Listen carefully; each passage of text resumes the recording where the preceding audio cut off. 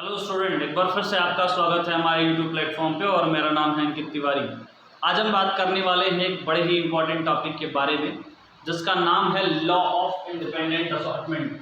क्या नाम है? Law of independent assortment. क्या मतलब है इसका? इसका मतलब ये है कि यदि अगर किसी भी गैमेट के अंदर अगर एक से ज़्यादा पेयर ऑफ ट्रेट इनहेरिट करते हैं तो उनका आपस में कोई मिक्सिंग नहीं होता है। फॉर एग्जांपल, अगर मैं सीड को बेसिस मान के ऑब्जर्व करता हूँ, यानी मटर के सीड को ऑब्जर्व करता हूँ, तो उसमें दो पेयर ऑफ कैरेक्टर हमने ऑब्जर्व किया था, उसका शेप और उसका कलर। उसी को बेसिस मानकर समझने की दुस्साहस करते हैं। तो कैपिटल आर राउंड को समझाएगा और कैपिटल वाई येलो को समझाता है, स्मॉल आर रिंकिल को समझाता है और स्मॉल वाई ग्रीन को समझाता है। ठीक है, यानी जो मैंने सीड लिया है वो वास्तव में कैसा है? राउंड एक येलो एक सीड लिया और दूसरा सीड कैसा लिया भाई? दूसरा सीड लिया है रिंकिल्ड ग्रीन। कैसा लिया है? रिंकिल्ड ग्रीन सीड ले लिया।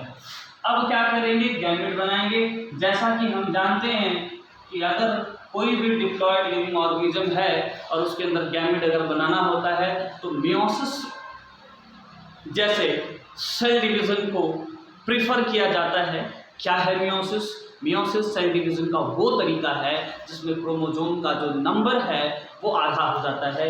यानी अगर कैपिटल आर है तो मात्र कैपिटल आर आएगा और कैपिटल वाई है तो मात्र कैपिटल वाई आता है। लॉ ऑफ सिग्रेगेशन सिर्फ यही कह रहा है कि अगर ये दोनों कैरेक्टर के जो जीन हैं अगर गैमेट में इनहेरिट करेंगे तो राउंड जो कि आर से रिप्रेजेंट किया जा रहा है, येलो जो कि वाई से रिप्रेजेंट किया जा रहा है, इनका आपस में कोई मिक्सिंग नहीं होगा। This is the way of gamete formation.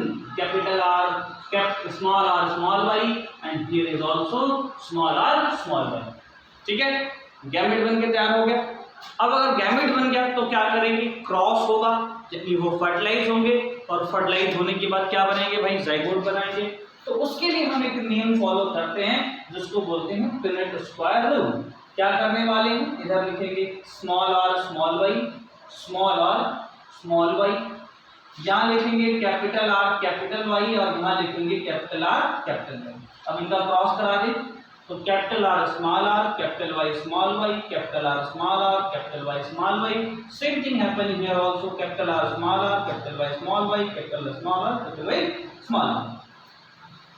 आप अगर ध्यान से देखें तो सारे के सारे जो सीड बने हैं वो कैसे हैं? अल्लाह, सारे के सारे हेट्रोजाइगस स्टेट में हैं और हेट्रोजाइगस स्टेट में जो डोमिनेंट वाला होता है वही अपने आप को एक्सप्रेस कर सकता है।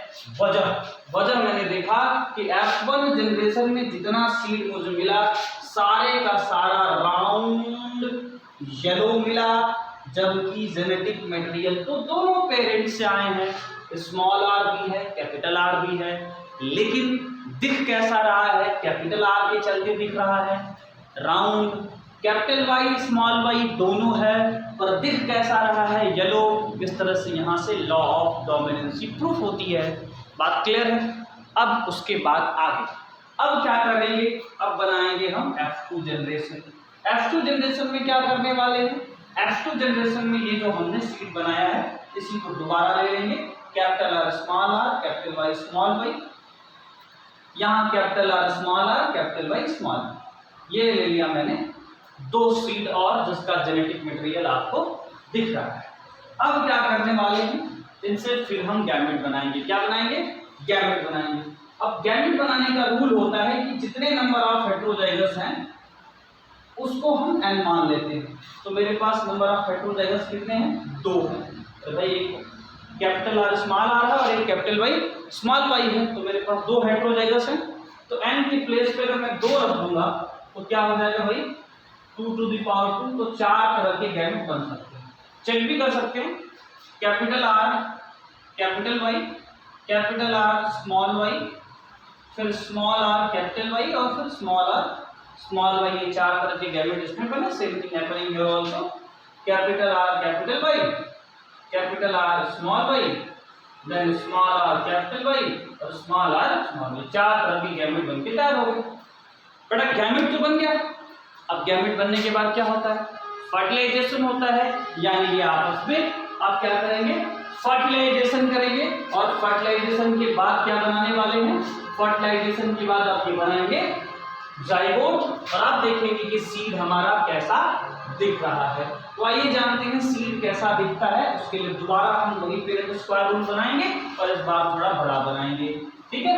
तो देखिए भाई 1 2 4 हिस्सा हो गया, 1 2 और 4 हिस्सा हो गया। ये मैंने पेरेंट स्क्वायर बना लिया। एक साइड में लिखूंगा कैपिटल आर कैपिटल वाई, दूसरे में कैपिटल आर स्मॉल वाई, फिर उसके बाद लिखूंगा स्मॉल आर कैपिटल वाई और फिर लिखूंगा small R small Y. Same thing happening here also, capital R capital Y, capital R small Y, then small R capital Y and then small R small Y. बन गया।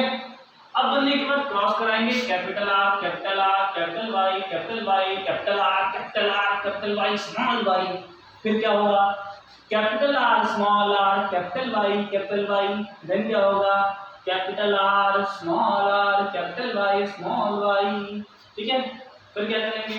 Capital R capital Y small Y, capital R small Y small Y, capital R small R capital Y small Y, capital R small Y small Y, ठीक है। समझ आ रहा है? ऐसे ही cross करके ले आना। Same thing happening here also, इसका चारों में क्रॉस करेंगे तो capital R small R capital Y capital Y, capital R small R capital Y small Y, small R capital Y small R capital Y small Y, ठीक है। Last वाले में देखिए capital R small Y small Y, then capital R small Y small Y, then क्या करेंगे last में small R capital Y small Y और last में लेंगे small R small Y small Y. ये तो बन गया क्या जी? ये बन गया इनका क्या बन गया भाई? अरे भाई जाइगोट बन गया। और जाइगोट बनने के बाद सीड का बिहेवियर मुझे पता चल गया। आइए देखते हैं सीड का बिहेवियर कैसा होगा। आप एक ट्रायंगल बना लो और ध्यान से देखो तो 1 2 3 4 5 6 7 8 और 9 का 9 जो फेनोटाइप होगा एक ही जैसा। फेनोटाइप का मतलब होता है बाहर से देख के। तो आपको 9 सीड जो बेटा वो तुमको राउंड येलो मिलने वाले हैं। कैसे मिलने वाले हैं? Round yellow. आप चेक कर सकते हैं, कहीं भी देख लीजिए। इस चीज को देखिए, कैपिटल आर के साथ स्मॉल आर है और कैपिटल वाई के साथ स्मॉल आई है, यानी कैपिटल आर डोमिनेंट है तो क्या होगा? राउंड, और कैपिटल वाई डोमिनेंट है तो येलो हो जाएगा। वैसे सब में क्या है? राउंड येलो होंगे। 3 क्या होंगे आपको? ये देखिए राउंड ग्रीन, ये भी राउंड ग्रीन और ये भी राउंड ग्रीन। तो 3 आपको क्या मिल जाएंगे? राउंड ग्रीन मिल जाएंगे। वो कैसे पता चला? ध्यान दो, कैपिटल आर तो डोमिनेंट है ही, तो राउंड तो होने वाला है, लेकिन स्मॉल वाई तो ग्रीन होगा। स्मॉल वाई किसके लिए? ग्रीन के लिए है। यहाँ भी स्मॉल वाई तो ग्रीन के लिए। और यहाँ कैपिटल आर के साथ स्मॉल आर है तो राउंड होगा और कैपिटल आर के साथ स्मॉल आर है तो राउंड होगा। तो round green round green round green, तो 3 कैसे हो जाएंगे? Round green. अब 3 देखो और रिंकिल्ड येलो और रिंकिल्ड येलो। तो अगला 3 क्या मिलने वाला? रिंकिल्ड येलो मिल जाएंगे। और लास्ट सबसे जुड़ा सबसे अलग कौन मिल जाएगा? बोलो भाई, रिंकिल्ड ग्रीन। क्या हो जाएगा? रिंकिल्ड ग्रीन हो जाएगा। इस तरह से फेनोटाइपिक रेशियो होता है 9:3:3:1। अब ध्यान देना है कि 9 और 1 लास्ट वाला 10 राउंड येलो लिया था भाई। पेरेंटल टाइप क्या लिया था? स्टार्टिंग जब किया था तो सीड कैसा लिया था? राउंड येलो और रिंकिल्ड ग्रीन। तो लास्ट वाला क्या है? रिंकिल्ड ग्रीन है। और बाकी 9 कैसे हैं? राउंड येलो है। तो 10 कैसे हुए? पेरेंटल टाइप हुए। और बाकी के 6 कैसे हुए? पेरेंटल टाइप नहीं हुए, यानी नॉन पेरेंटल हुए। क्यों? क्योंकि भैया इनमें मिक्सिंग हो गया है। और इसके चलते अगर क्वेश्चन यहाँ से बन सकता है, क्वेश्चन बनेगा मान लो 160 सीड जो है F2 जनरेशन में एक किसान ने पैदा किया, तो बताइए उसमें कितने पेरेंटल होंगे? तो बोलेंगे 100 क्या होने वाले हैं, 100 पेरेंटल होंगे। 100 कैसे होंगे बेटा? पेरेंटल होंगे 100, 1000 नहीं। और 60 कैसे होंगे? नॉन पेरेंटल होंगे। 60 कैसे होंगे? Non parental. तो ये उनका फेनोटाइप रहा और फेनोटाइप के बेसिस पर इसको ऑब्जर्व किया। अब जेनोटाइप मतलब जीन लेवल पे ऑब्जर्व किया जाए, तो जीन लेवल पे एक साथ ऑब्जर्व कर देता हूं। आप देख लीजिए ध्यान से। फेनोटाइप आप देख लिए कि 9:3:3:1 का रेशियो मिला। अब फेनोटाइप में देखिएगा ये जो 9 वाला है ना वो 4 भागों में बटेगा, 4:2:2। इसको ऐसे करेंगे 1:2:12, 24, फिर 12, 1, ये ऑर्डर होगा। एक ये अलग है तो ये तो होगा ही अलग। और इस 3 के जो लास्ट के 3 है, कैसे थे लास्ट के 3? रिंकिल येलो थे। ध्यान रखिए ये दोनों एक जैसा है और ये अलग है, तो दोनों एक जैसा 2 और ये अलग इसका हो गया। ठीक है, फिर इसका देखिए, इसके में क्या है, क्या था? Round yellow.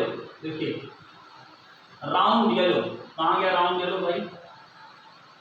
राउंड येलो था कि रिंकिल येलो? रिंकिल येलो लेता हूं।